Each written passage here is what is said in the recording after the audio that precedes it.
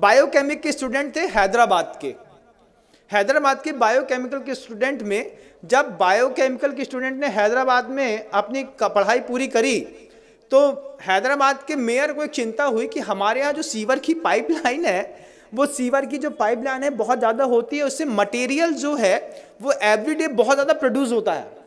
तो मटेरियल को डिसॉल्व करने के लिए उनके पास कोई स्पॉट या कोई चीज़ दिखाई नहीं दे रही थी। आप क्या सोचते हैं कोई क्या कर सकता है?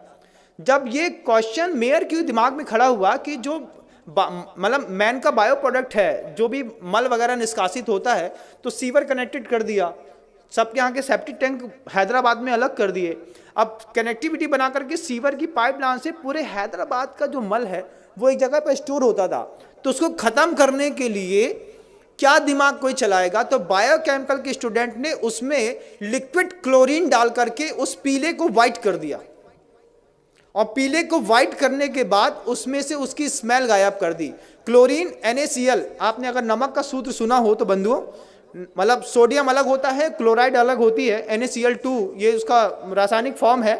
और जहाँ हम रहते थे पहले HGM, वहाँ पे Hukumchand jute mill and industries, और मतलब नमक से क्लोरीन बनाने का प्रोसेस वहीं पे होता था।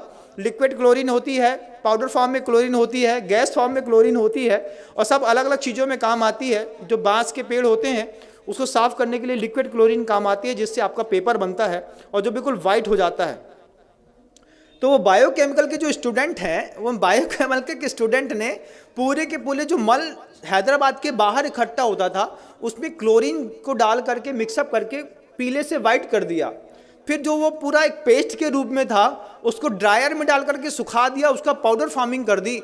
और सबसे बड़ी बात तो ये है कि कानपुर की गुटखा फैक्ट्रियों में बेच करके, बड़ी बड़ी कंपनियों के गुटकों में पैक होकर के वो मल लोगों को पाउच में अंदर तक खिला दिया। ये ज्ञान के दुरुपयोग का युग है बंधुओं।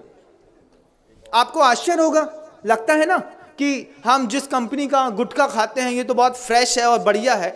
जब आपको पता चले कि बायोकेमिक के स्टूडेंट की इतनी बड़ी करामात है कि उसने पूरे के पूरे मानव के बायो प्रोडक्ट को क्लोरीन डाल करके उसकी स्मेल हटा करके और उसको गुटके में मिला करके उसमें फ्रेग्रेंस मिला दिया।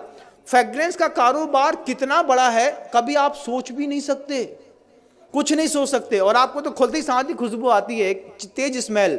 आप किसी भी कंपनी के गुटके को 5 मिनट के लिए एक पानी में डाल दीजिए, थोड़ी देर उसको हाथ से मसल के देखिए, फिर आपको पता चलेगा, जब इसकी स्मेल हट जाएगी फिर उसको खा के देखिए, तब पता चलेगा कि हम अपने मुंह में क्या खाते हैं।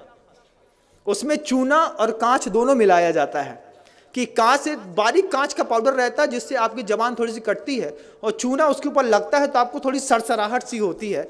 इसके चक्कर में आप बार बार माउथ फ्रेशनर के रूप में ऐसे पाउच के प्रोडक्ट खाते हैं।